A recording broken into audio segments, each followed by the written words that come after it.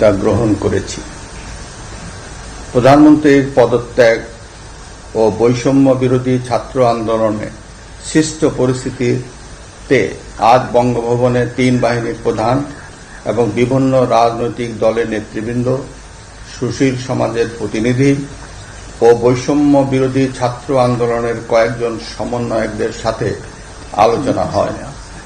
শুরুতেই সেনাপ্রধান বিরাজমান সার্বিক পরিস্থিতি ও রাজনৈতিক দলগুলোর সাথে তার আলোচনা সম্পর্কে আমাকে অবহিত করেন।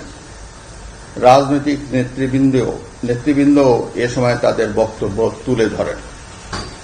সভায় বৈষম্য বিরোধী ছাত্র আন্দোলনের নিহত শহীদদের স্মরণে শোক প্রস্তাব গৃহীত হয়।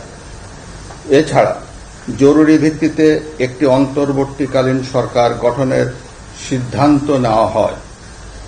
সকল দল ও অংশীজনদের সাথে আলোচনা করে গঠিত অন্তর্বর্তীকালীন সরকার যত দ্রুত সম্ভব নির্বাচনের ব্যবস্থা করবে। বৈষম্য বিরোধী ছাত্র আন্দোলন ও বিভিন্ন মিথ্যা মামলায় আটকসহ সকল বন্দীদের মুক্তি দেওয়া হবে।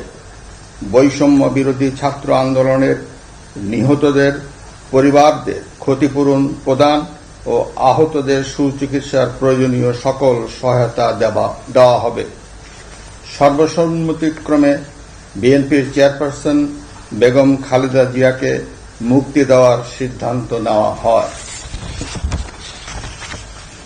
প্রিয় দেশবাসী, আমি দেশের আইন শৃঙ্খলা পরিস্থিতি স্বাভাবিক করতে এবং লুপ্তরাজ ও ধ্বংসাত্মক কর্মকাণ্ড বন্ধ করতে রাজনৈতিক দলগুলোর প্রতি আহ্বান জানাচ্ছি।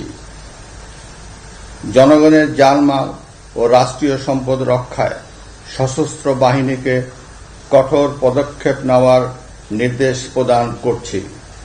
সাম্প্রদায়িক সম্প্রীতি ও সংখ্যালঘুদের নিরাপত্তা নিশ্চিত করতে এবং সরকারি সম্পত্তি রক্ষায় সকলকে এগিয়ে আসার আহ্বান জানাচ্ছি। দেশের অর্থনীতি, প্রশাসন ও শিল্প কলকারখানা চালু রাখার লক্ষ্যে সকলকে কার্যকর ভূমিকা রাখার আহ্বান জানাই। ছাত্র নেতৃবৃন্দ ও শিক্ষকদের সাথে আলোচনা সাপেক্ষে অতি শীঘ্রই শিক্ষা প্রতিষ্ঠানগুলি খুলে দেওয়া হবে। এছাড়া যারা হত্যা ও সহিংসতার সাথে জড়িত নিরপেক্ষ তদন্তের মাধ্যমে তাদেরকে আইনের আওতায় আনা হবে। গণপ্রজাতন্ত্রী বাংলাদেশের সংবিধান অনুযায়ী অনতি বিলম্বে বর্তমান সংসদ বিলুপ্ত করা হবে। দেশের সকল অফিস আদালত আগামীকাল থেকেই স্বাভাবিকভাবেই চলবে।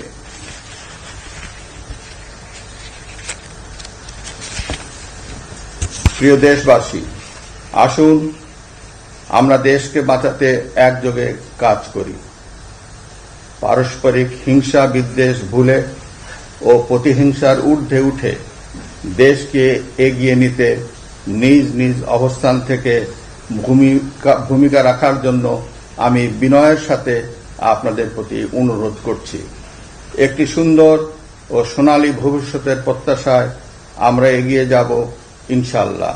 মহান আল্লাহ আমাদের সহায় হন। খোদা হাফেজ। বাংলাদেশ চিরজীবী হোক।